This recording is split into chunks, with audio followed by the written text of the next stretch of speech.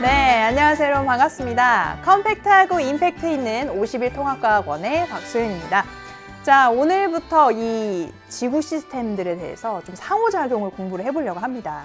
그래서 우리가 과학 공부를 하면서 제일 빠르게 좀 흡수할 수 있는 방법은 우리 일상생활에서 그 내용들을 좀 적용해서 지금 나는 어떤 시스템과 상호작용하고 있구나, 이런 것들을 좀 인식해 보는 건데요. 우리가 만약에 소화 과정을 배우더라도 지금 내 입으로 뭐가 들어갔으니까 얘가 꿀꺽꿀꺽 넘어가면서 어떤 효소에 의해서 어떻게 변했겠구나, 또는 우리가 운동량과 충격량을 배울 때 내가 지금 어떻게 한다면 이 충격량이 조금 더 줄어들 수 있겠다, 이런 것들을 우리가 일상생활에서 계속 적용을 해보는 자세가 필요한데, 지금 우리가 저번 시간에 5개의 권에 대해서 배웠단 말이죠. 5가지 요소. 여러분들이 물론 실내에 갇혀 있을 때는 그걸 느낄 새가 잘 없겠지만 집까지 오고 가고 좀 걸어 다니고 이런 과정에서 지금에서 여기서는 어떤 권이 나한테 어떤 영향을 미치고 있구나, 지금 나는 어떤 상호작용을 하고 있구나, 이런 것들을 좀 느끼시면 좋겠습니다. 그래서 오늘도 이 전체 과학과 함께 숨쉬는 하루가 될 수 있도록 여러분들이 좀 생각을 해봤으면 좋겠고요. 자, 오늘 그러면 우리가 같이 공부할 내용의 주요 포인트, 학습 포인트가 뭔지를 먼저 한번 정리를 좀 하고 시작을 해볼게요. 오늘의 학습 포인트도 그렇게 많이 거창한 것이 있지는 않습니다. 일단 지구 시스템에 제공되는 그런 에너지원, 크게 3가지의 에너지원을 우리가 알아볼 텐데, 그 각각의 명칭과 그 다음에 우리한테 어떤 영향을 미치는지 그런 것들을 간단히 좀 정리를 해볼 거고, 그 다음에 물질 순환에 대해서 공부를 좀 해볼 겁니다. 근데 물질도 종류가 굉장히 많잖아요. 물, 탄소뿐만 아니라 질소나 인이나 다양한 물질들이 있을 텐데, 지금 통합과학에서는 물의 순환과 탄소의 순환 위주로 해서 우리가 좀 정리를 해보고자 합니다.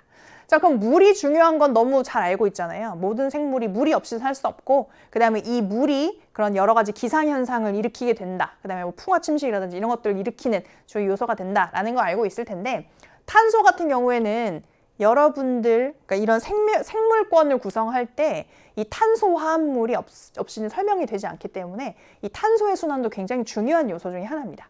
그래서 탄소가 어떻게 형태를 바꿔가면서 이 지구 시스템 안에서 순환하는지 그 과정에 대해서 조금 알아볼 예정이고, 그 다음에 전체적으로 우리가 좀 정리를 하면서 이 기권, 수권, 직권, 생물권, 외권들이 어떻게 서로 상호작용을 주고받고 있느냐, 그런 것들을 표로 좀 정리해보는 시간 가져보려고 합니다. 자, 그러면 우리 85쪽에 있는 요 테마 그림부터 보면서 좀 시작을 해볼게요.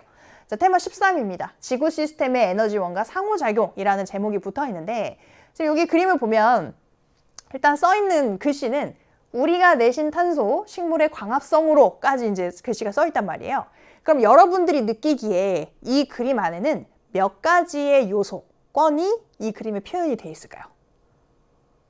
일단 우리 눈에 보이는 사람이라든지 이런 식물이라든지 이런 생물권이 일단 눈에 띕니다. 그 다음에 어때요? 이산화탄소나 산소가 이렇게 존재하는 그런 기권도 우리가 생각을 해볼 수 있겠죠. 자, 그 다음에 이 사람은 어디를 밟고 있어? 이 나무들은 지금 어디에 뿌리를 내리고 있죠?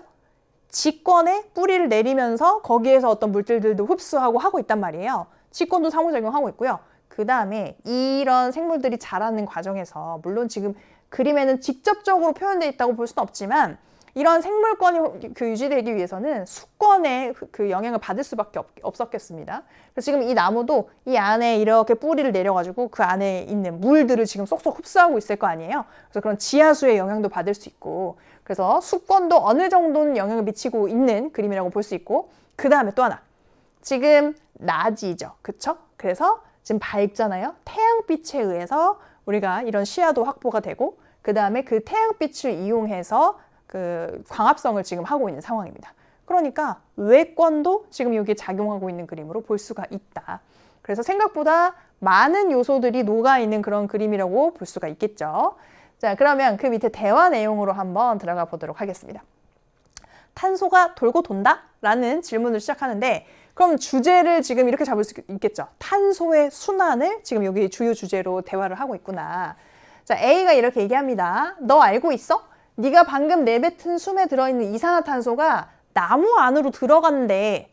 이러면 이산화탄소가 나무를 막 해치고 뭐 이렇게 뭔가 이렇게 하고 뭐 열고 들어가는 것 같지만 그렇지 않고 그 나뭇잎에 기공이라는 게 있죠. 공기가 왔다 갔다 하는 구멍이 열렸다 닫혔다 하는데 거기를 통해서 이 공기가 이동할 수 있고 거기에 이산화탄소가 함께 들어가 있을 수 있다. 그래서 비가 진짜? 그럼 나무가 내 숨을 먹는다는 소리야? 그죠? 근데 지금 이제 과학을 배우고 있는 친구들인데 아직 초반 단계이기 때문에 지금 통합과학을 지금 처음 공부하는 친구들이기 때문에 뭔가 어떤 과학적인 표현이라고 보기엔 좀 어렵죠. 그래서 내 숨을 먹는다라기보다는 내 숨에 포함되어 있던 기체가 기권으로 돌아다니다가 그런 나무가 흡수하는 그 기체 안에 포함이 될 수 있는 그런 상황입니다. 그래서 A가 그렇지 나무는 광합성을 통해 이산화탄소를 흡수하고 산소를 만들어서 내보내게 된다. 그래서 우리가 그 산소를 이용해서 숨을 쉴 수 있는 거야. 그래서 우와 그러면 탄소는 나무에 계속 남아있는 건가? 왜냐하면 이산화탄소가 나무로 들어가서 산소를 내보낸다고 했으니까. 그런데 그래요 아니에요? 남아있는 것도 일부 있겠지만 다시 나오는 것도 있을 겁니다. 아니 나무가 죽으면 흙으로 가서 화석연료를 만들게 되거나 사람이 그 화석연료를 태울 때 다시 대기 중으로 돌아가기도 한다. 이산화탄소 형태로. 그래서 그게 바로 탄소 순환이다. 그런데 이렇게 죽어서 묻혀가지고 화석연료가 되기 전까지도 이 나무가 살아있는 동안도 이 호흡이라는 걸 통해서 이산화탄소를 계속해서 내보내는 과정이 또 있습니다. 그래서 그런 과정으로도 다시 순환이 돼서 돌아가기도 한다. 자, 그 다음에 B가 그럼 자동차 배기가스나 공장 굴뚝에서 나오는 이산화탄소도 같은 원리로 돌아다니는 거야. 그죠? 그것도 화석연료를 뭔가 이제 이용해서 석유를 태운다던가 이렇게 해서 나오게 되는 이산화탄소가 되겠죠. 그래서 맞아. 그래서 그걸 막으려고 재생에너지를 쓰거나 숲을 보존하려고 하는 거야. 그러면 지금 맥락에서는 이산화탄소 흡수된 것이 화석연료가 돼서 다시 돌아 나가는 그런 어떤 긍정적인 순환 과정에 대해서 얘기를 했는데 지금은 그 화석연료를 태우면서 대기 중으로 방출되는 이산화탄소의 양이 과다해졌기 때문에 그 순환이 균형을 이루지 못하는 것이 문제가 되고 있죠. 그렇죠? 그래서 그 이산화탄소 배출을 줄이기 위해서 많이 노력하고 있는데 그래서 그 균형을 위해서 재생에너지를 쓰는 방법에 대해서 얘기를 좀 하고 있습니다. 그리고 탄소가 이렇게 바쁘게 돌아다니는 줄 몰랐어. 굉장히 대단하다. 그래서 전 지구에 걸쳐서 탄소가 바삐 움직이면서 순환하고 있는 것들을 표현하고 있죠. 근데 지금 여기서는 그 중간 과정만 말로 표현했기 때문에 굉장히 바쁘게 돌아다니는 것처럼 보이지만 사실은 지금 요 대사만 하더라도 나무가 죽어서 흙으로 가서 화석연료가 되는데 얼마나 긴 시간이 필요하겠어요? 걔가 묻혀가지고, 그쵸? 아주 롱롱 타임이 필요할 텐데 그런 전 지구적인 역사적인 그 과정을 거쳐서 그런 순환이 일어난다라고 이해하시면 되겠습니다. 자, 그러면 이제는 지구 시스템의 에너지원에 대해서 먼저 좀 공부를 시작을 해보도록 하겠습니다.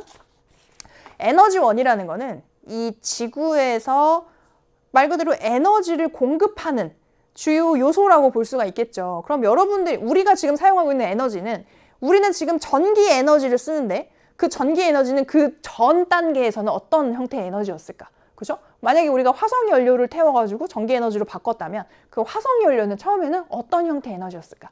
그런 이제 그 근원을 찾아 나갔습니다. 그랬더니 크게 세 가지 정도로 우리가 생각을 해볼 수 있겠더라. 첫 번째가 바로 태양에너지죠. 근본 중에 근본, 태양에너지. 그래서 지구 시스템의 에너지원 중 가장 많은 양을 차지하고 구석구석 영향을 미치지 않는 곳이 없는 태양에너지에 대해서 먼저 얘기를 시작하고 있습니다. 자, 태양에너지는 기권에서 기상현상을 일으키고 대기 순환을 일으켜요. 일단 태양에너지에 의해서 대기가 달궈지게 되잖아요. 그런데 대기 층에 따라서 달궈지는 정도가 다르고 온도 변화가 일어나면서 이렇게 대류 현상이 일어나죠. 우리가 대류권에서도 오히려 가장 안쪽 우리 지표에 가까운 쪽이 오히려 온도가 높고 그 다음 위로 갈수록 차가워지기 때문에 계속해서 대류 현상이 일어난다고 했습니다. 그러면서 그 과정에서 수증기에 의해 뭐 기상현상도 일어날 수 있는 거고요. 그래서 그런 과정에 태양에너지가 굉장히 깊이 관여하고 있다. 자, 그 다음에 직권에서 풍화와 침식작용을 일으켜서 지표를 변화시킵니다. 이 태양에너지가 그런 기상현상이라는 이런 활동들을 일으키기 때문에 그래서 풍화와 침식작용까지도 연결이 될 수가 있는 거죠. 그래서 직권에 영향을 미치고 있는 그런 과정을 얘기를 하고 있고 그 다음에 수권에서 해수의 순환을 일으킵니다. 지난 시간에 선생님이 잠깐 얘기한 적이 있는데 이 해수의 그 심해 쪽에서의 순환이 굉장히 이 에너지 흐름에 중요한 역할을 한다. 그런 얘기를 잠깐 했었거든요. 그래서 달궈진 쪽에서의 그 어떤 에너지가 과잉 공급되는 지역과 에너지가 적게 공급되는 고위도 지역에서의 에너지 그 분포 차이가 많이 생기게 되는데, 이 해수가 순환하면서 그것들을 어느 정도는 메워주는, 그 차이를 줄여주는 역할을 하게 됩니다. 그래서 그 역할을 할 때도 태양 에너지를 공급받은 해수가 순환하면서 고위도 지역의 에너지를 전달할 수 있게 되는 거거든요. 그래서 거기에 관여하게 되고, 그리고 생물권에서 광합성에 이용되어 생명활동의 에너지원이 된다. 광합성에서 빛에너지가 없다면 합성이 일어날 수가 없겠죠. 그렇죠? 그러면서 생물권이 유지되지 않을 겁니다. 그래서 사실 우리 지구 시스템에서 태양의 에너지가 사라진다면 그냥 우리는 이제 전체적인 멸종이라고 봐야 되겠죠. 그렇죠? 그래서 그만큼 중요한 역할, 가장 많은 양을 차지하고 있다라는 걸 설명을 하고 있습니다. 자, 그 다음에 두 번째 에너지원은 지구 내부의 에너지를 생각해 볼 수 있어요. 만약에 우리가 태양 에너지가 공급되지 않는다고 하더라도 우리 지구 내부에서도 계속해서 어떤 그 에너지가 발생하고 있거든요. 그러니까 에너지에 의한 그 변화가 일어나고 있다는 거죠. 그래서 우리가 어떤 에너지가 있냐면 지구 탄생 과정에서 이미 축적되어 있는 열도 있고요. 우리 이 지각이나 멘틀에 포함되어 있는 그런 방사성 원소들이 있습니다. 그 방사성 원소라는 거는 굉장히 불안정해서 그 원자핵이 붕괴되고 있는 그런 물질들이에요. 그래서 그 과정에서 열이 많이 발생하게 됩니다. 그런 열도 하나의 에너지 공급원이 된다는 거죠. 그래서 그런 방사성 물질에서 방출된 열에 의해서 이 지구 내부에 에너지가 생기고 있다. 그런 내용이고, 이 지구 내부 에너지는 어떻게 작용을 하게 되는가? 멘틀의 대류를 일으킵니다. 그래서 그 멘틀은 고체긴 한데 유동성이 있는 고체라고 했잖아요. 그래서 얘가 조금씩이라도 움직이면서 그 위에 있는 지각을 이렇게 같이 따라 움직이게 만들게 되겠죠. 그래서 대륙을 이동시키게 된다. 여러분들, 대륙을 이동시키는 게 얼마나 큰 힘이 필요한 작업이겠어요. 우리가 아무리 사람들이 힘을 써도 대륙을 이동시키는 건 쉽지 않단 말이에요. 그런데 이 지구 내부의 에너지를 통해서 조금씩 그런 대륙의 이동이 일어나고 있습니다. 그 정도로 큰 힘을 발생하고 있다는 거죠. 그 다음에 지구 내부에서 축적된 막대한 양의 에너지가 짧은 시간에 빵 방출이 되면 지진, 화산. 그래서 우리가 이렇게 지각들이 뭔가 이렇게 스트레스를 견디고 있다가 갑자기 뚝 끊어지게 된다면 그게 엄청나게 큰 지진으로 발생할 수 있거든요. 그런 것들을 의미하게 됩니다. 자, 그리고 외핵이 운동을 일으켜서 지구 자기장을 형성한다. 자, 우리 지난 시간에 직권에 대해서 공부할 때 외핵은 어떤 상태? 외핵은 액체 상태라고 했고, 더 안쪽에 있는 내핵은 오히려 그 강한 압력에 의해서 고체 상태로 존재한다고 했습니다. 근데 외핵이 그때 어떤 성분이 주라고 얘기를 했었냐면 철이나 니켈 성분으로 주로 되어 있는데, 이 철이 액체 상태로 이렇게 움직이고 있는 거잖아요. 이렇게 유동성이 있는 상태니까 그 철이 이렇게 움직이면서 지구 자기장을 형성하게 된다. 그런 얘기를 해주고 있습니다. 이 지구 자기장이 또 굉장히 중요한 역할을 하거든요. 우리가 태양풍이 이렇게 몰아칠 때 지구 자기장에 의해서 그런 입자들이 우리 지구 내부로 들어오지 못하고 옆을 타고 가거나 어느 정도는 상쇄되는 그런 중요한 역할들을 하고 있기 때문에 우리를 지켜주는 그런 그 지구 자기장의 역할이 중요한 역할이 있다. 이렇게도 생각을 해보면 좋겠습니다.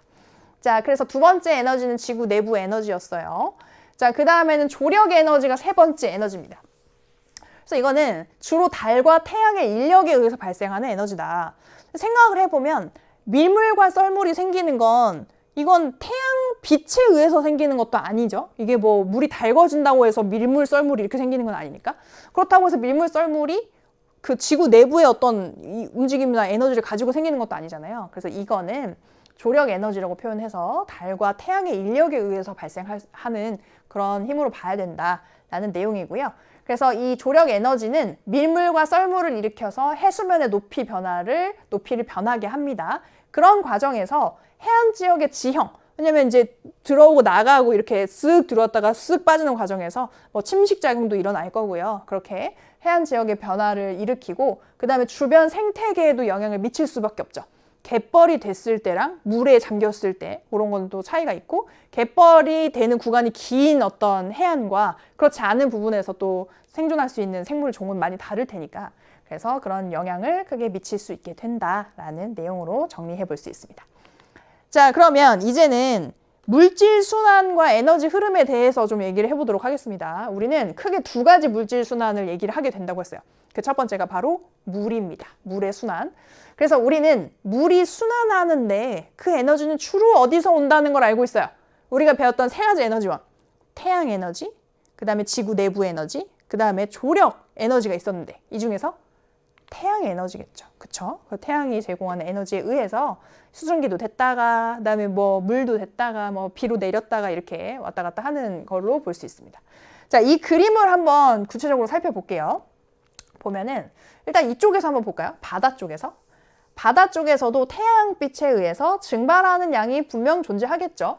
그럼 증발을 한다는 거는 액체 상태였는데 이게 기체 상태의 수증기가 된다는 거잖아요. 그럼 그만큼의 에너지를 흡수해야 일어날 수 있는 상태 변화죠. 그렇게 흡수를 했다가 이 기체 상태에서 또 액체 상태로 변화할 수 있거든요. 구름의 경우에는, 구름은 우리 눈에 보이죠.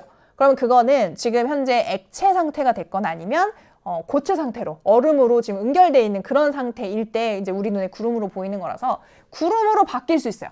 그러면 기체에서 그런 구름으로 바뀔 때 다시 그만큼의 에너지를 내놓게 됩니다.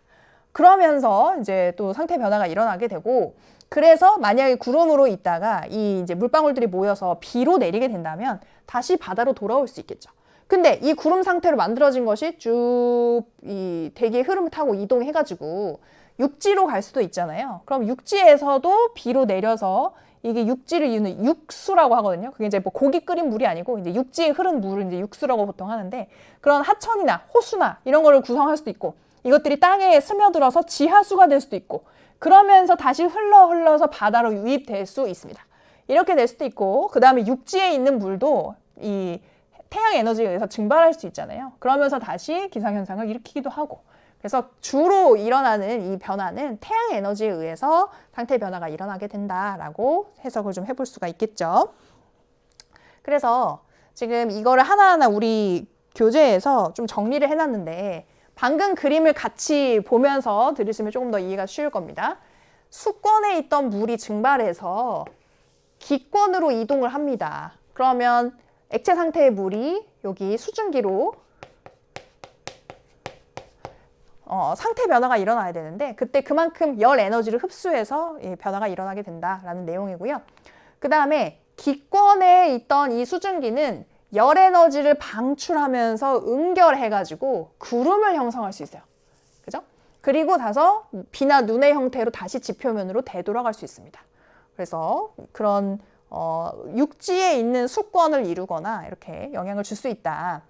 자, 그 다음에 지표에 떨어진 물은 식물에 흡수되고 지하로 스며들거나 바다로 흘러가면서 지형을 변화시킬 수 있어요. 그럼 지금 이 지표에 떨어진 물이 식물에 흡수된다면 이건 생물권에 영향을 미치고 있다고 볼 수 있고, 그 다음에 바다로 흘러가면서 지형을 변화시키는 것도 지권에도 영향을 미치고 있는 어떤 언급이 되겠죠. 그런 문장입니다. 자, 그리고 육지, 바다 대기에서 각각 물, 수지 평형을 이루고 있으므로, 그래서 물, 수지 평형이라는 거는 쉽게 말하면 각 영역에서 모두 물의 유입량과 유출량이 같다. 전체 다 합해보면 같을 수밖에 없다. 그게 뭐 예를 들면 이런 거예요. 지금 여기서 이 전에 봤던 이 그림에서 이 육지에서 증발되는 양과 이 육지에 비로 내리는 양이 있을 거고, 그 다음에 바다에서 증발되는 양과 비로 내리는 양이 있을 텐데, 이 양이 1대1로 같다는 의미는 아니죠. 여기서는 전체적으로 증발되는 양의 총합과 전체적으로 비로 내리는 양의 총합이 같다. 이렇게 생각을 할 수가 있겠습니다. 그래서 지금 이 바다에서는 보통 증발이 많고, 그 다음에 육지에서는 보통 이제 강수로 내리는 양이 많거든요. 그래서 각각에 대해서는 좀 합이 다를 수 있지만 전체적으로 봤을 때는 유입량과 유출량이 같다고 생각하면 된다라는 정리 내용입니다. 유입량과 유출량은 서로 같다. 자, 그렇게 정리를 좀 하고 있어요. 자, 그러면 우리가 86페이지에서 뭐 새롭게 뭔가 어려운 내용을 배웠거나 이런 느낌은 없는데 86페이지에서 공부한 내용에 대해 개념 체크 문제 한번 풀어보도록 하겠습니다. 자, OX 문제 먼저 풀어볼 거예요. 지구 시스템의 에너지원 3가지를 배웠죠. 그 중에서 가장 많은 양을 차지하는 것은 태양 에너지이다. 맞습니다. 맞는 내용이고요. 가장 많은 양을 차지하고 있다고 설명을 했었습니다. 자, 그 다음에 2번. 조력 에너지는 상호작용을 통해 지구 내부 에너지로 전환될 수 있느냐. 자, 그럼 우리 생각해 봅시다. 이 태양과 달의 어떤 각도, 우리 지구와 이루는 각도에 의해서 이제 뭐 밀물도 생기고 썰물도 생기고 하는 거잖아요. 그랬을 때 그 에너지가 우리 이 내부에 어떤 멘틀의 움직임이라든지 판의 이동이라든지 이런 거에까지 영향을 미칠 수 있을까? 하면 그 에너지로 전환될 수 있다라고 표현하기에는 어렵다라고 이제 판단할 수 있습니다. 그래서 그것과 그것은 별개로 이제 생각을 해야 된다는 거죠. 그래서 이거는 답이 X고요. 그 다음에 3번. 육지에서 증발량이 증가하게 되면 기권에서 물의 유입량은 유출량보다 많아지느냐. 자, 만약에 육지에서 지금처럼 선생님 지금 촬영하고 있는 굉장히 무더운 여름인데 이렇게 땡볕이 막 쨍쨍 쬐가지고 증발이 많이 되겠죠. 그러면 전체 기권의 물의 유입량은 유출량보다 많아지는 것이냐. 어때요? 그럴 때는 어딘가에 강수량이 늘어날 겁니다. 그래서 결국엔 균형이 맞을 거예요. 그래서 이 유입량과 유출량은 전체적으로 우리가 계산을 한다면 같다라고 얘기를 했었죠. 그래서 어디가 더 많다 이렇게 표현할 수 없다. X가 답이 되겠습니다. OXX로 정리할 수 있고요. 자, 그 다음에 단답형 문제 풀어보겠습니다. 지구 시스템에서 기상현상, 풍화, 침식작용을 일으키는 에너지원을 써라. 그러면 3가지 에너지원이 있었는데 태양 에너지, 지구 내부 에너지, 조력 에너지 있었어요. 그러면 조력 에너지가 어떤 뭐 침식작용 이런 것까지는 일어날 수 있다고 쳐도 기상현상까지 일으킬 수가 있을까? 그 다음에 지구 내부 에너지가 이런 기상현상 같은 것들을 일으킬 수 있나? 이 모든 것들을 아울러서 적절한 에너지원을 하나 찾는다면 그거는 태양 에너지로 정하는 것이 가장 타당해 보입니다. 태양 에너지. 자, 그 다음에 5번. 지구 시스템에서 물의 순환을 일으키는 주된 에너지원을 쓰세요. 그 선생님이 언급했던 3가지 에너지원 중에 누구죠? 바로 태양 에너지였습니다. 그래서 4번도 5번도 답은 태양 에너지였다. 뭐 어려울 게 하나도 없죠? 그쵸? 이런 내용으로만 구성되어 있다면 참 좋을 텐데. 자, 그 다음에 빈칸 한번 채워보겠습니다. 6번. 지구 시스템의 에너지원에는 태양 에너지, 지구 내부 에너지, 그 다음에 또 뭐 있었어요? 조력 에너지가 있었습니다. 요렇게 3총사의 에너지원이 있었고요. 자, 그 다음에 저기 에너지가 있으니까 여기는 조력까지만 쓰면 되겠죠. 선생님이 고등학교 때 사회시험을 봤는데요. 이렇게 단답형 문제였어요. 그래서 이렇게 빈칸이 있고 바람 이렇게 해서 요걸 채우는 문제였는데 선생님이 이제 높새바람이라고 썼단 말이에요. 답을 이렇게 적어서 냈습니다.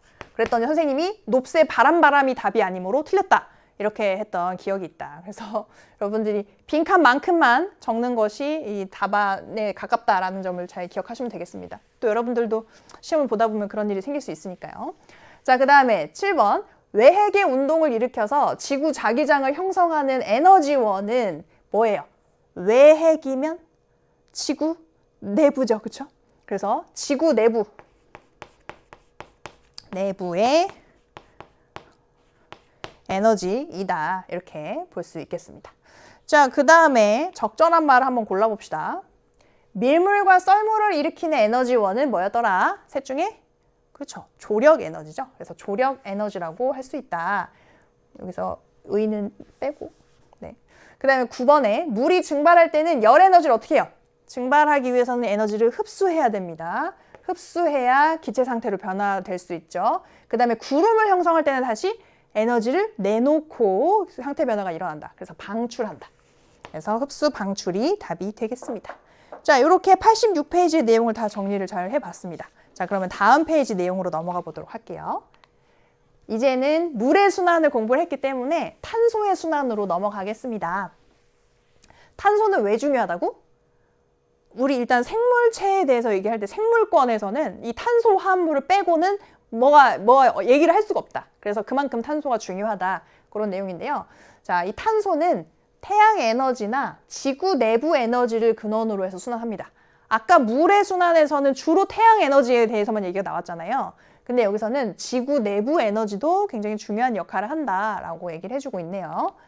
자, 그래서 이 탄소가 일단 이 지구상에 어떤 형태로 주로 존재를 하는가에 대해서 먼저 정리를 합니다. 그래서 뭐 기권, 수권, 직권, 생물권에는 이런 형태로 있는데 여기에서 이렇게 넘어가고 여기에서 어떻게 넘어가고 이거를 얘기를 할 거라서 기본적으로 어떤 형태로 존재하는지를 먼저 정리를 좀 하고 시작을 할 거예요. 그래서 일단 제일 많은 건 직권입니다. 아마 여러분들이 뭐 기권에 제일 많지 않을까 이렇게 생각했을 수도 있는데 직권에 제일 많고요. 그 양이 엄청나죠? 직권의 99.9% 거의 100%에 가까운 양이 직권의 석회암 상태로 있어요. 그래서 거의 대부분이 여기 있다. 그래서 땅 속에 있다고 생각하면 됩니다. 그래서 대체로 이 석회암, 탄산염 형태로 많이 있고 아주 일부가 화석 연료로 들어있고 그렇게 돼 있다. 자, 그 다음에 생물권에서는 우리와 같은 생물에서 유기물의 형태로 존재하는 거는 우리가 공부했던 탄소 화합물들 있잖아요. 그래서 뭐 단백질이나 뭐 탄수화물이나 지질이나 그 다음에 우리가 배웠던 핵산 같은 것들 그런 형태로 우리 생물체를 구성하고 있는 그런 상황입니다. 자, 그 다음에 기권에서는 이산화탄소 기체 또는 메테인 기체 상태로 있는데요. 메테인이 혹시나 뭐 많이 들어보긴 했을 텐데 혹시 생소할 수 있으니까 메테인은 탄소 하나에 수소 4개가 이렇게 공유 결합해 있는 그런 형태의 물질이에요. 그래서 탄소가 우리 저번에 아미노산 공부할 때 4개까지 원자와 결합할 수 있다, 공유 결합을 할 수 있다 이런 얘기를 했었는데 각각이 다 수소를 하나씩 이렇게 잡고 있다면 뭐 이런 형태를 취할 수 있겠죠. 그래서 이렇게 생긴 물질이 메테인이라는 친구가 있다. 근데 이제 이산화탄소로도 많이 존재하고 있는 그런 상황이고 그 다음에 물에도 녹아 있어요. 그러니까 이렇게 돼 있는 애들이 물에 녹아서 이온 형태로 존재하고 있는 경우들이 있습니다. 그래서 탄산이온이라든지 탄산이온은 탄소와 산소로 구성되어 있는 이온인데요. 어떻게 생겼냐면 CO3, E-.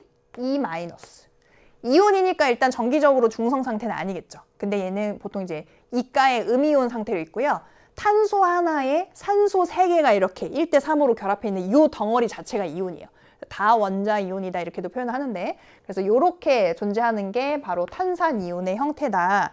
그럼 탄산수소 이온은 탄산에 수소가 하나 더 결합해 있는 그래서 수소가 앞에 하나 붙습니다. 그래서 이제 CO3인데 얘가 하나 더 공유해서 결합하면서 그래서 지금 이 부족한 부분이 달라지는 거죠. 얘가 공유해서 내 거 하나 같이 놓고 쓰자. 그럼 지금 부족한 어떤 전자의 수가 달라지는 거잖아요. 그래서 얘는 마이너스 1가. 수소랑 결합하면서 조금 성질이 달라진다. 탄산수소 이온. 그래서 지금 이런 것들을 생김새를 막 다 외워야 되진 않지만 탄산이나 탄산수소 이온은 앞으로도 등장할 가능성이 높은 그런 명칭이기 때문에 그냥 보면서 조금 친해지자라는 의미로 적어드리는 거예요. 자, 이런 식으로 많이 존재를 한다. 대체로는 직권의 석회암, 탄산염 형태로 있다. 이렇게 기억하시면 되겠습니다. 자, 그러면 순환 과정을 한번 공부를 좀 해봅시다. 어떻게 순환이 되느냐. 대체로는 이렇게 많이 탄산염으로 퇴적이 돼 있다고 했잖아요. 그래서 좀 전에 물의 순환을 봤을 때는 그냥 이 위에서 뭐 증발하고 다시 내려오고 이 정도 수준이었는데 이제는 회저 화산까지 나오고 있어요. 그래서 지구 에너지가 여기서 또 하나의 에너지원으로 언급이 된 겁니다. 그래서 일단 우리가 상상하기 쉬운 거는 대기 중에 있는 이산화탄소나 일산화탄소를 먼저 생각을 좀 해보자. 그러면 이걸 흡수해서 광합성에 이용하게 되면 생물체가 이 생물권 안에서 이 유기물로 바뀌게 되고요. 아까 생물권에는 유기물 형태로 있다고 했잖아요. 우리 단백질이나 탄수화물이나 뭐 핵산이나 이런 형태로 있을 거예요. 근데 그런 것들이 이 먹이 사슬을 통해서 유기물 상태로 계속 이용이 되기도 하고 각각의 생물들이 이제 호흡이라는 걸 하게 됩니다. 이 유기물을 분해했을 때 다시 이산화탄소 상태로 내보내게 되는 그런 과정도 있죠. 그러다가 애들이 죽어서 묻혔는데 완벽하게 분해되지 못했다. 그러면 오랜 시간이 지났을 때 화석 연료가 될 수 있습니다. 그럼 우리 나중에 사람들이 그거를 여기 화석연료다 아싸 하고 이제 그거를 캐가지고 그거를 태우는 연소를 하게 되죠. 그걸 이제 태우는 걸 연소시킨다고 하는데, 그렇게 되면 화석연료로 이렇게 묻혀있던 그런 이제 탄소가 이산화탄소 형태로 다시 대기로 방출이 될 수가 있다. 자, 그 다음에 화산이 분출하게 되면요, 거기에도 많은 양의 그 탄소 기체들이 있습니다. 그래서 그것들이 다시 대기 중으로 나오기도 하고, 이 물에 녹기도 하고요, 물의 온도가 올라가면 다시 대기 중으로 나오기도 하고, 그런 여러 가지 복잡한 상황들이 있다는 거를 그림에서 보여주고 있는 거죠. 그거를 문장으로 한번 정리를 좀 해보도록 할게요. 일단 첫 번째는 수권에서 직권으로 이렇게 이동하는 걸 얘기를 해주고 있습니다. 탄소가. 자, 그러면 수권에서는 보통 어떻게 있다고? 탄산이온이나 탄산수소 이온 상태로 많이 있다고 했잖아요. 근데 그 이온들이 플러스 전하를 띠고 있는 칼슘 이온, 양이온과 결합해서 탄산염 형태로 다시 저장될 수 있어요. 그러다 보니까 이제 직권에 많이 존재하게 되는 거죠. 그래서 수권에 녹아있던 이온이 칼슘 이온과 결합해가지고, 그러면 이온 결합이 되겠습니다. 결합해서 다시 직권으로 이렇게 저장되는 일이 생길 수 있다. 그 다음에 기권에서부터 이동하는 경우도 있는데요. 일단 식물이 광합성을 한다면 이산화탄소를 흡수해야 돼요. 그럼 이 이산화탄소는 기권에 있었겠지. 기권에 있던 이산화탄소를 흡수해서 광합성해서 유기물을 만들면서 생물권에 저장이 됩니다. 그러다가 그 생물이 죽었어. 그러면 매몰돼서 직권에 묻혀있는 화석연료가 될 수 있다. 이런 식으로 순환이 일어날 수도 있고. 자, 그 다음에 직권에 지금 묻혔잖아요. 근데 그게 화석연료를 태우면서, 연소하면서, 또는 직권에서 우리가 인위적으로 사람이 태운 거 말고 그 다음에 화산 폭발이 일어나면서 이산화탄소가 기권으로 방출되는 일도 일어날 수 있다. 지구 내부 에너지에 의해서. 그래서 그럴 때는 직권에 있던 것들이 기권으로 나오기도 한다. 자, 그리고 수권에 있던 것들이 나오기도 합니다. 해수의 수온이 상승하면 이산화탄소가 기권으로 방출돼요. 이건 왜 그렇지? 이거는 기체의 용해도가 뭐에 영향을 받기 때문에, 물론 압력이라든지 다른 요인도 있지만 온도의 영향을 받게 됩니다. 그래서 온도가 낮으면 낮을수록 더 많이 녹을 수 있잖아요, 기체가. 그래서 수온이 낮을 때 이산화탄소가 많이 녹아 있다가 수온이 상승하면 용해도가 낮아지게 되죠. 그래서 그만큼 차이만큼이 밖으로 기체 상태로 그냥 나올 수밖에 없게 된다. 더 이상 녹아있지 못하고. 그러니까 해수의 수온에 따라서도 이산화탄소가 더 발생할 수 있다는 거예요. 지금처럼 지구온난화가 문제가 되고 있을 때 전체적으로 수온이 상승한다. 그러면 지구 이 해수에 녹아있던 녹아있던 형태의 탄소들이 이산화탄소 기체로 나오게 되면서, 그럼 온실가스인 이산화탄소가 훨씬 더 많아지게 되면서 이 온실 효과가 더 심화되겠죠. 그죠? 그러면서 지구온난화를 가속화할 수도 있다. 그런 요인이 될 수도 있다는 거를 여기서 확인해 볼 수 있습니다. 자, 이렇게 해서 탄소 순환까지 우리가 같이 공부를 했습니다. 그래서 굉장히 복잡했어요. 직권, 기권, 수권 뭐 여러 가지가 다 복합적으로 생물권까지 작용을 해가지고 이 탄소 순환이 일어나는 걸 우리가 확인했고요. 이제는 이 모든 거를 다 요약 정리해서 표 하나로 정리해보는 시간을 좀 가져보도록 하겠습니다. 지금 보면 일단 제목은 지구 시스템의 상호작용이에요. 근데 여기에서 기권이 똑같이 기권, 수권, 직권, 생물권 각각에게 어떤 영향을 미치는지, 그래서 이쪽이 근원이고 이쪽이 영향을 주는 쪽이고 영향을 받는 쪽으로 해가지고 이렇게 정리를 해볼 건데, 근데 일단 여기서 주요하게 우리가 봐야 되는 키워드는 얘네들이 끊임없이 영향을 주고 받는다는 것, 그리고 그 과정에서 물질과 에너지의 순환이 일어난다는 것, 요거를 잘 기억을 해야 되겠습니다. 이렇게 서로 영향을 주고받으면서 물질이 여기서 저기로 형태를 바꿔가면서 이동하고 에너지 같은 경우에도 계속 순환이 되고 있더라. 물론 이제 생명과학 분야 같은 경우에서는 물질은 순환하고 에너지는 흐른다라고 이제 조금 더 차별화해서 표현을 하기도 하는데요. 여기에서는 그냥 에너지도 이동한다라는 의미에서 이렇게 좀 변화한다라는 의미로 받아들이시면 될 것 같습니다. 자, 그러면 각각 한번 정리 좀 해볼게요.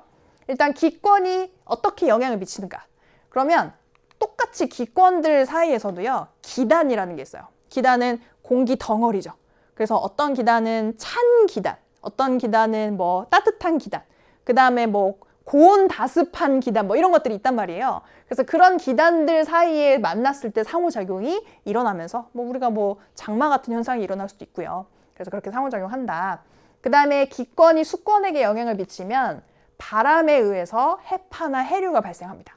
그래서 이 바람이 불게 되면 바다 표면에서도 파도가 일어날 수 있거든요. 우리가 이렇게 해안가 말고도 그런 것들을 해파라고 얘기해서 그런 파도가 일어날 수도 있고, 그 다음에 아예 물의 흐름, 물길, 해류 같은 것들이 발생할 수 있다. 그런 흐름으로 아예 따라가는, 그래서 그런 해류를 만들 수도 있다는 점. 그 다음에 기권이 직권에 영향을 미치게 된다면 풍화 침식 작용이 있을 수 있겠죠. 이제 바람이 막 불게 되면서 뭘 깎아 나간다든지 아니면 그렇게 깎여 나간 것들이 어디가에 쌓이게 된다든지 그런 느낌으로 직권에 영향을 줄 수 있다. 자, 그 다음에 생물권은 어떻게 영향을 받죠? 우리가 해당이 될 텐데 광합성에 필요한 이산화탄소를 공급받습니다. 예, 생산자 같은 경우에는.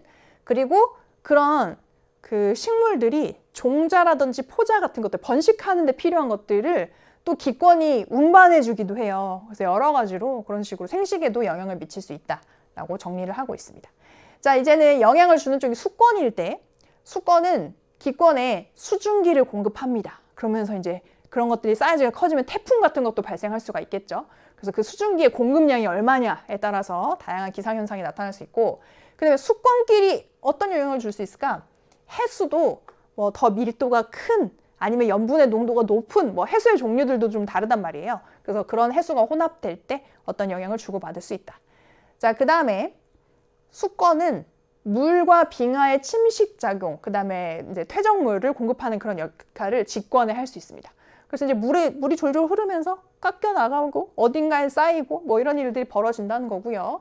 그 다음에 생물권에는 어떤 영향을 줄까요? 세포 내에 물을 공급해주고 그 다음에 수생생물들 있죠. 그런 생물에 서식처를 제공할 수도 있다라는 거. 자, 그 다음에 직권입니다. 직권은 화산이 터져요. 그러면 지구 내부에 있던 어떤 물질들이 기권으로 분출될 수 있겠죠. 화산가스 같은 것들. 그래서 화산가스를 공급할 수 있다. 그 다음에 수권에는 지진이나 해를 발생을 시킬 수 있습니다. 그래서 지진에 의해서 이렇게 급격한 지각 변동이 일어나면 그 위에 있는 물들이 이제 출렁거리게 되잖아요. 그 에너지를 받아서. 그러면서 엄청난 해일을 발생시킬 수도 있다. 자, 그리고 직권과 직권의 상호작용은 이 판의 운동, 이 맨틀이 대류하면서 그 위에 판의 움직임을 만들고 그러면서 대륙이 이동하고 하는 직권끼리의 주고받는 상호작용도 일어날 수 있다는 얘기고, 근데 어떤 영향을 생물권에 미치게 될까요? 일단 주로 서식처로서 많이 작용을 하게 되겠죠. 생물의 서식처를 제공하고 그 다음에 영양분을 공급할 수 있다. 그래서 특히나 식물 같은 경우에는 뿌리를 통해서 그 영양분들을 직접적으로 공급을 받게 될 겁니다. 자, 이제는 우리가 속하는 생물권이 각각의 권에, 각각의 요소에 어떻게 영향을 미칠까? 생물권은 기권에 호흡이나 광합성에 의해서 기체 조성을 변화시킬 수 있고요. 자, 그 다음에 수권에는 생물체에 의해서 뭐가 용해될 수 있다. 어떤 물질들이 더 녹아서 물에 포함되는, 그래서 물 안에서의 어떤 성분의 조성도 다르게 만들 수가 있다라는 내용이고, 그 다음에 기권에서는 생물에 의한 풍화나 토양이 생성되는 과정이 있어요.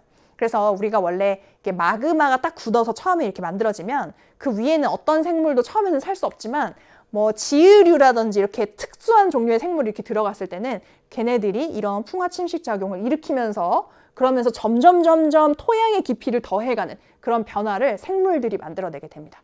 그래서 원래는 반질반질한 암석이었는데 나중에 가보면 이제 토양이 만들어져 있고 이런 경우들도 생물권에 의해서 생길 수가 있다는 거죠. 자, 그 다음에 생물이 생물에게 영향을 미치는 것은 먹이사슬에 의해서, 먹고 먹히는 관계에 의해서 이런 유기물이 전달되기도 하고, 그래서 다양한 생태계가 유지가 될 수가 있을 겁니다. 그래서 이런 식으로 서로 상호작용을 하고 있다라는 거를 정리한 거고요. 이거는 여러분들이 뭐 한 칸씩 가려놓고 외우면서 공부할 만한 그런 내용은 아니죠. 그래서 그냥 읽어보시고 아, 이거는 무슨 요소와 무슨 요소끼리의 어떤 상호작용에 해당이 되는구나, 그런 정도로만 이해를 하셔도 충분할 것 같습니다. 자, 그래서 우리는 옆에 있는 개념 체크 문제를 풀어보고 이 내용을 마무리를 해보려고 합니다. 그래서 일단 OX 문제 먼저 좀 풀어보도록 할게요. 자, 1번입니다. 탄소가 지구 시스템을 순환하는 거에 대해서 배웠어요. 탄소의 순환. 그럴 때 그 동안에 태양 에너지가 지구 내부 에너지로 전환되는가? 어떻게 생각해요? 일단 탄소 순환 과정에서 태양 에너지도 영향을 미치지만 지구 내부 에너지도 뭐 화산 폭발이라든지 이런 형태로 영향을 미쳤어요. 그 두 가지 에너지원에 의해서 탄소 순환이 일어났는데, 그런데 태양 에너지가 지구 내부 에너지로 전환되는 과정 우리가 본 적 있나? 태양 에너지가 내리쬐가지고 갑자기 막 화산, 뭐 지진 이런 것들이, 그런 건 없었단 말이에요. 그래서 그 두 개는 그냥 별개의 에너지원으로서 그 순환 과정에 영향을 미칠 수 있다. 이 정도로 정리를 할 수 있을 것 같습니다. 그래서 첫 번째는 X로 볼 수가 있겠고요. 자, 그 다음에 2번입니다. 화석 연료의 연소로 이산화탄소가 방출되는 동안 탄소는 직권에서 기권으로 이동을 하느냐? 이렇게 물어봤어요. 그럼 저 화석 연료는 어디에 있었을까요? 보통 땅 속에 묻혀 있었겠죠? 그러면 땅 속에 묻혀 있을 때는 직권에 존재한다 이렇게 볼 수 있을 거고, 걔를 연소시켰을 때는 이산화탄소 기체 형태로 아마 방출이 됐을 거기 때문에 직권에서 기권으로 이동한다라는 설명이, 그죠? 문제가 없어 보입니다. 그래서 요거는 O로 체크해 줄 수 있겠고, 그 다음에 세 번째, 식물의 광합성에 의해서 탄소는 외권에서 생물권으로 이동하느냐? 어때요? 자, 그러면 광합성을 합니다. 그럴 때 탄소는 원래 어디 있었어요? 태양에서 날아왔어요? 광합성에 투입되는 에너지는 태양 에너지지만 지금 여기서 탄소가 어디서 공급이 되었느냐? 그래서 여기서 생각을 해보면 탄소는 기권에 있었다, 외권이 아니고. 그 에너지원에 해당하는 태양 에너지는 외권에서 왔다고 할 수 있지만 지금 탄소에 초점을 맞추면 탄소 자체는 기권에 있던 애였다. 그래서 기권에서 식물체 내부 유기물로 바뀌면서 생물권으로 이동했다, 이렇게 보는 것이 타당하겠습니다. 그래서 저 부분이 잘못됐기 때문에 요거는 X라고 골라줄 수 있겠죠. 그래서 X, O, X가 OX 문제의 답이 되겠고요. 자, 그 다음에는 단답형 문제 한번 풀어보겠습니다. 지구 시스템에서 탄소가 가장 많이 분포하는 영역 어디였더라? 거의 99.9%에 해당하는 그런 부분이었는데요. 바로 직권이었어요. 직권. 여러분들이 아직 이제 공부를 시작한 단계이기 때문에 아까 무슨 암이었지, 무슨 염이었지, 거기까지 기억이 안 날 수도 있어요. 그래서 여기서는 그냥 어떤 영역이냐 이렇게 물어봤습니다. 그래서 직권 정도 써주면 되고, 조금 더 이제 구체적으로 기억을 더듬어 보자면 우리가 탄산염이라고 해가지고 뭐 석회암 이렇게 표현되기도 하고요. 요런 형태로 거의 대부분이 존재했다. 이렇게 정리를 해볼 수가 있겠죠. 자, 그 다음에 빈칸을 또 채워보도록 하겠습니다. 5번. 지구 시스템의 상호작용이 일어나는 동안에 무엇과 무엇의 순환이 일어나느냐 이렇게 물어봤어요. 그러면 지구 시스템이 상호작용을 했어요. 그럼 우리가 오늘 배운 것 중에 여러 가지 순환이 일어났는데 여기다가 물과 탄소의 순환이 일어난다 이렇게 얘기를 할 수도 있죠, 사실은. 근데 선생님이 처음에도 얘기했듯이 사실 순환하는 물질은 그것들뿐만은 아니다. 더 많은 것들이 있는데 그중에 대표적으로 두 가지 정도를 얘기를 하는 거다. 이렇게 얘기를 했고, 지금 여기에서 요구하는 답변은 뭐냐면요. 아까 선생님 마지막에 표에 같이 정리했던 거. 물질과 에너지의 순환이 일어난다. 요거를 여기서는 원했습니다. 요 답을. 자, 그 다음에 6번. 바람에 의해서 표층 해류가 형성이 되는 것은 무엇과 무엇의 상호작용일까요? 일단 지금 등장한 것이 바람, 그 다음에 표층 해류입니다. 그러면 바람을 대표해서 뭐라고 쓸 수 있을까? 그거는 기권이죠, 기권. 공기의 흐름이 바람이니까. 그리고 표층 해류는 수권에서 해수에 해당이 되는, 그래서 기권과 수권의 상호작용으로 볼 수 있습니다. 그러니까 이 정도만 할 수 있으면 된다는 거예요. 어떤 사례를 보고 이거는 누구랑 누구 사이의 상호작용인가? 이 정도만 찾을 수 있으면 충분한 그런 파트다. 자, 그 다음에는 적절한 말을 골라보도록 하겠습니다. 7번. 탄소는 기권에서 어떤 형태로 존재하고, 자, 그럼 기권에서 탄산이온 형태로 존재할까? 아니면 이산화탄소 기체 상태로 존재할까? 이산화탄소 기체 또는 메테인 상태로 존재한다고 했죠. 이온 상태로 존재하는 거는 수권에 보통 녹아 있을 때 이렇게 존재하게 되고, 그 다음에 직권에서는 유기물 탄산염 중에 직권에서는 굉장히 높은 비율로 탄산염 형태로 존재를 하고, 유기물 상태로 존재하는 건 보통 생명체에서, 생물권에서 그런 형태로 많이 존재한다고 했습니다. 이산화탄소와 탄산염을 골라줄 수 있고, 그 다음에 8번에 해수의 수온이 상승하면 수권의 탄소량은, 이거 선생님이 아까 얘기했었죠. 수온에 따라서 기체의 용해도가 영향을 받게 된다. 근데 수온이 상승하면 용해도는 어떻게 된다? 용해도 떨어진다. 그러면 녹아있던 애들이 기체 상태로 나오게 된다. 그러면 수권에 녹아있던 탄소들은 감소하겠죠. 녹아서 어디로 가니까? 기체 상태로 기권으로 가게 되니까. 그래서 수권에 있던 전체 총량은 감소하게 되고, 그게 다 기체로 나가면서 기권에 있는 탄소량은 증가하는 상황이 된다. 그러면 우리가 온실기체라고 할 수 있는 이산화탄소의 양이 더 많아지면서 더 뜨거워지고, 그럼 더 많이 방출되게 되고, 이런 악순환이 반복될 수가 있다라는 거를 보여주고 있습니다. 자, 이렇게 해서 개념 체크 문제까지 우리가 다 풀어봤습니다. 그래서 지금 우리가 지구 시스템에 대해서 한 2시간 정도 간략한 내용을 공부를 했고요. 크게 어려운 부분은 없었죠. 우리가 다음 시간부터는 이 판에 대해서, 판 구조론, 그 다음에 어떤 지형의 형성이라든지 이런 부분에 대해서 조금 더 깊이 있게 한번 공부해보는 시간 가져보려고 합니다. 그래서 굉장히 재밌는 내용들이 많으니까요. 다음 시간에 또 즐겁게 한번 같이 공부를 해보도록 할게요. 그럼 오늘도 고생 많이 하셨고 다음 시간에 만나도록 하겠습니다.